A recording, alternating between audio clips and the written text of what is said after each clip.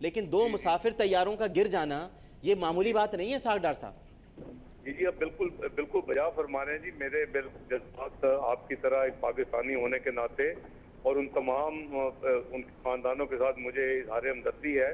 میں بلکہ میری اپنی صبح میٹنگ تھی لاہور میں سارا دن، اور میں 8 بجے کی فلائٹ پہ لاہور جا رہا تھا، تو میں تو ابھی تک ریکنسائل نہیں کر پا رہا کہ 4 بجے وہاں ہم نے میاں نواز شریف صاحب کی میٹنگ کے بعد وہ وہاں اسی ایئرپورٹ سے گئے ہیں، اور پھر وہ موسم خراب تھا، میں جب واپس اسلام آباد جا رہا تھا مجھے 8 بجے فلائٹ لینی تھی دوبارہ آ کے، تو میں تو ابھی تک ریکنسائل نہیں کر پا رہا کہ ہو کیا گیا ہے۔ بس آپ سے گزارش صرف یہ ہے اسحاق ڈار صاحب، جو سلیم صاحب نے ابھی تھوڑی دیر پہلے ہم سے کہا ہے، شاید آپ نے بھی سماعت فرمایا ہو، ان کا کہنا یہ ہے کہ حکمرانوں تک میرا یہ میسج پہنچا دیں، ہم بھی آپ سے کہیں گے کہ آپ ان کے ظاہرے کے رابطے میں ہوتے ہیں، تو آپ یہ میسج پہنچا دیں ہر جگہ کرپشن کر لیں، ہماری زندگیوں میں کرپشن نہ کریں، ہماری زندگیوں کے ساتھ نہ کھیلیں، ہمیں سانسیں ہم سے مت چھینیں۔ یہ سلیم صاحب نے کہا ہے جن کا جواں سال بھتیجا اس حادثے میں مارا گیا ہے۔ اسحاق ڈار صاحب آپ بھی یہ بات شدت سے ہر فورم پر اٹھائیے گا۔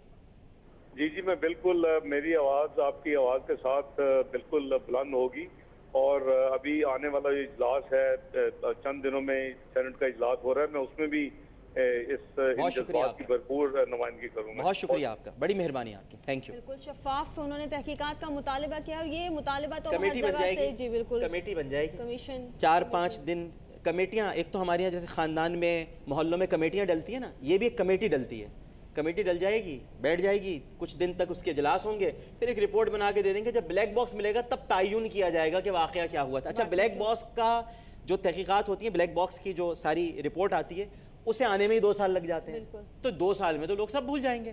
ایئر بلو کے ساتھ بھی تو یہ ہوا نا، 1.5-2 سال بعد بالکل سب بھول جائیں گے، لیکن ڈاکٹر صاحب جن کے لوگ اور جن کے پیارے، یاد دیکھیں آپ نے بھی بتایا نا کہ ایئر بلو کے جو لواحقین تھے وہ وہاں پہنچے، انہوں نے انہیں حوصلہ دیا۔ بالکل اسی طرح سے قمر عباس صاحب ہمارے ساتھ موجود ہیں، پیمز اسپتال کے باہر اس وقت موجود ہیں، بریگیڈیئر ریٹائرڈ جاوید اختر اور ان کی اہلیہ جاں بحق ہوئے ہیں، جاوید ملک اور ان کی اہلیہ اس سانحے میں جاں بحق ہوئے ہیں۔ بہت افسوسناک یہ واقعہ ہے، اور ان کے بردر ان لا ہیں قمر عباس صاحب جو کہ پیمز اسپتال کے باہر موجود ہیں، ان سے بھی ہم بات کریں گے، اور ہماری کوشش ہوگی کہ اس واقعے پر انہیں تسلی دے سکیں، اپنے کچھ الفاظ ہم ان کے ساتھ شیئر کر سکیں۔ جی قمر عباس صاحب آپ موجود ہیں اس وقت ہمارے ساتھ ٹیلی فون لائن پر۔ سب سے پہلے تو ہم آپ سے اظہار تعزیت کریں گے، اور ہماری کوشش ہے کہ ہم ہر اس شخص کو تسلی دے سکیں جو کہ براہ راست کسی نہ کسی طریقے سے اس سانحے میں متاثر ہوا ہے۔ ڈاکٹر صاحب ہمارے ساتھ موجود ہیں، آپ ان سے اگر بات کرنا چاہیں تو۔ جی السلام علیکم قمر عباس صاحب۔ جی بالکل، جی وعلیکم السلام۔ قمر عباس صاحب میں ظاہرے کے روایتی طور پر آپ سے یہ تو پوچھ نہیں سکتا کہ آپ کے کیسے مزاج ہیں، آپ کی طبیعت کیسی ہے، میں اندازہ ضرور کر سکتا ہوں جو اس وقت آپ کا عالم ہے، جو اس وقت آپ کی کیفیت ہے، اور سوائے تسلی کے 2 بول کے سوا ہمارے پاس کچھ نہیں ہے۔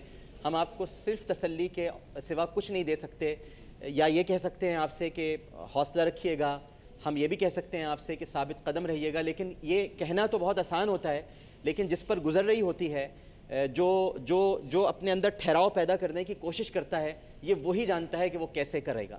لیکن میں ایک حضرت علی کرم اللہ وجہہ کا ایک قول ضرور آپ کی نظر کرنا چاہوں گا کہ جو تکلیف تمہیں اللہ کے قریب کر دے وہ تکلیف نہیں ہے، آزمائش ہے، اور جو تکلیف تمہیں اللہ سے دور کر دے وہ تکلیف نہیں ہے بلکہ عذاب ہے۔ تو یقیناً اللہ تعالیٰ نے ہمیں اپنے قریب کیا ہے۔ ہم بندے تو بہت دور نکل گئے تھے قمر عباس صاحب، ہمارے یہاں تو بسوں سے اتار کر لوگوں کو شناخت پوچھ کے گولیاں ماری جا رہی ہیں۔ ہمارے یہاں آج کراچی میں بھی 12-13 لوگ پھر مار دیے گئے، 127 فوجی برف کے تودے تلے دبے ہوئے ہیں، روزانہ لاشیں ملتی ہیں، خودکش حملے ہو رہے ہیں، ایک دوسرے کو ہم نے انسان کہنا ہے کیا سوچئے تو سمجھنا ہی چھوڑ دیا ہے، ہم کفر کے فتوے لگاتے ہیں، ہم ایک دوسرے کو مارتے ہیں، اسکول بم سے اڑا دیتے ہیں، ہمارے اندر برداشت ختم ہوتی جا رہی ہے۔ اس کے بعد جب یہ سانحات ہمارے ساتھ ہوتے ہیں تو اللہ تعالیٰ کی یہ محبت ہے ہم سے کہ وہ پھر ہمیں اپنی طرف بلاتا ہے کہ دیکھو یہ وارننگز ہیں، یہ کچھ تمہیں میں انتباہی سگنلز دے رہا ہوں، میرے قریب ہو جاؤ، لیکن ہم پھر بھی دور رہتے ہیں قمر عباس صاحب۔ مگر آپ سے سننا چاہیں گے کہ اس حادثے اور اس واقعے کے بعد آپ نے اپنے حوصلے کو تو نہیں چھوڑا، اسے سنبھال کر رکھا ہے؟ جیسے آپ نے فرمایا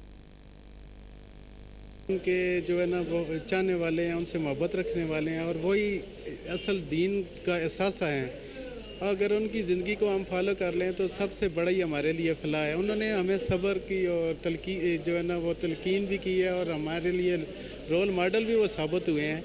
तो आपने जिस तरह फरमाया कि ये हादसा तो अल्लाह ताला की तरफ से है और इसमें अल्लाह ताला की ज़ात ही जो है ना वो बंदे को सब्र देने वाली है। तो जिस तरीके से वहाँ हुसैनाबाद के लोगों ने जो है ना वो ख़वातीन, बच्चों और बूढ़े और जवानों ने अपनी हेल्प की है, तो उसकी भी मिसाल नहीं है। अपनी आवाम की इस जो दुख की घड़ी है उसके मैं उनके बराबर शरीक होने पर उनके शुक्रगुजार भी हैं। तो ये जो सानिया हुआ है ये पूरी कौम के लिए एक बहुत अजीम सानिया है। तो इसका जो हमारे भाई थे, हमारी सिस्टर थी, तो दोनों जो है ना अल्लाह ताला को यहाँ जो है ना चले गए हैं और हमारे लिए बहुत बड़ा सदमे की बात है।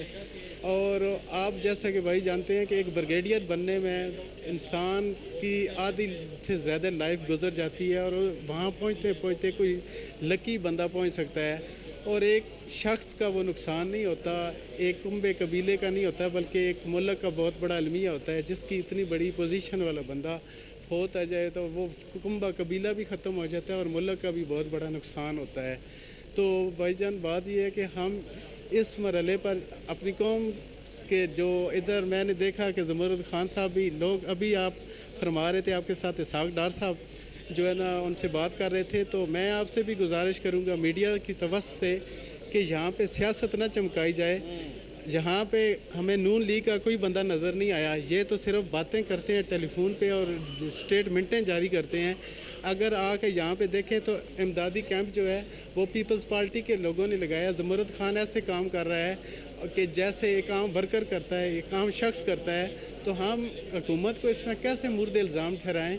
हुकूमत का तो इसमें कसूर नहीं है। हुकूमत के करिंदे तो यहाँ पे उनके वर्कर बेचारे आके तो वर्करों की तरह काम कर रहे हैं, हर पहल अपनी जो है ना हमें मुहैया कर रहे हैं, जो कुछ उनसे बेचारों से हो सकता है वो कर रहे हैं। तो ये जो मीडिया पे आकर बयान दे रहे हैं तो ये बयानबाजी हमारे जो है ना ज़ख्मों पे नमक ना छिड़कें, बल्कि रियली हमारी हमदर्दी करें। ये टेलीफोन पे टेलीविज़न पे आकर ये सिर्फ स्टेटमेंटें ना जारी करें, बल्कि अमली तौर पे कुछ करके दिखाएं। ये तो वो लोग हैं कि जो जनाजों में भी शरीक होने के लिए नहीं जाते। आप सही फरमा रहे हैं कि ये बिल्कुल इस वक्त सियासत का कोई पॉइंट स्कोरिंग ना करे आकर, जाहिर है सही कह रहे हैं आप कमर अब्बास साहब। जो इस वक्त आपके जज्बात हैं वो तो किसी के भी नहीं हो सकते। जो आप बेहतर समझ रहे हैं, जो आप जिस पोजीशन पर हैं वो तो कोई भी नहीं है उधर। आप सही कह रहे हैं। नहीं, मैं ये आपको बता रहा हूँ कि हज़ार खरामियाँ होंगी इस हुकूमत में, मैं भी समझता हूँ, मेरा पेशा भी ऐसा है, मैं समझता हूँ सब कुछ। लेकिन एक बात ये है कि अमली तौर पे आके पिम्स में देखें, हॉस्पिटलों में देखें कि कौन से लोग जो है ना आके इधर। नहीं, ज़मरुद खान साहब को तो मैं भी बहुत अच्छी तरह जानता हूँ। वो शुरू से हमें मेरे कॉलीग भी रहे हैं असेंबली में, और ज़मरुद खान साहब तो खुद बड़े खुदा तरस इंसान है। मुझे अंदाज़ा है कि वो किस तरह से वहाँ काम कर रहे होंगे। आप दुरुस्त फरमा रहे हैं। और जावेद अख्तर मलिक साहब जो है ना इलाका मैं आपसे गुजारिश करूँगी, ब्रिगेडियर जावेद अख्तर मलिक साहब चौंतरा की इलाके के रहने वाले थे, NA52 के बंदे थे। और हमारे MNA साहब की तरफ से कोई स्टेटमेंट नहीं आई है, कोई कुछ भी नहीं है। वो जो है ना बस रवायती एक बयान दे देते हैं।